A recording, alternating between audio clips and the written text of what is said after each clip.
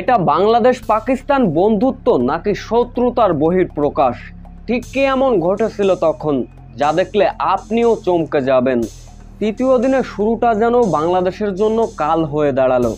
14 থেকে 26 জাকির হাসান, সাদলাম ইসলাম, নাজমুল হোসেন শান্ত, মুশফিকুর রহিম, সাকিব আল হাসান এই 6 টপ অর্ডারই ফিরে গেছেন।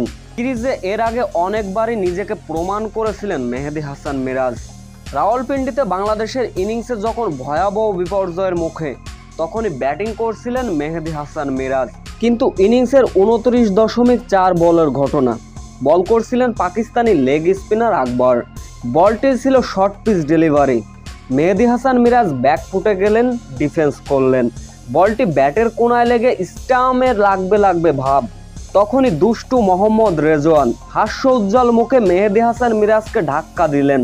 ধাক্কা দিয়ে হয়তো বলছিলেন, তুই সরে যা, আমি রান আউট করব। মোহাম্মদ রেজওয়ান যে দুষ্টুমি করে মিরাজকে ধাক্কা দিয়ে ফেলে দিতে চেয়েছিলেন, তখন আর সেটা বোঝবার বাকি ছিল না। এক পর্যায়ে হাস্য উজ্জ্বল ভাবে মেহেদী মিরাজকে জড়িয়ে দিলেন মোহাম্মদ রেজওয়ান। এজন্য বাংলাদেশ পাকিস্তানের ভালোবাসার বহিঃপ্রকাশ ঘটল।